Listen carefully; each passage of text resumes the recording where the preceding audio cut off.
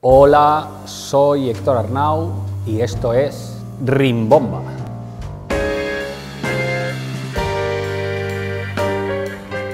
La lírica es onírica, en cuanto es esdrújula y es ridícula.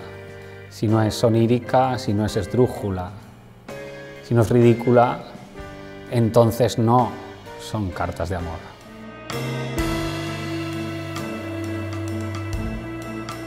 Me gustaría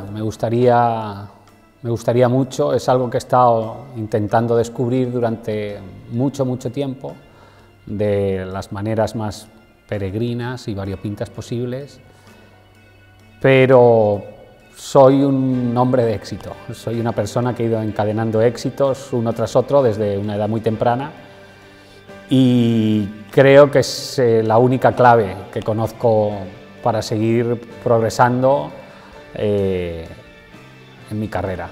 No conozco otra.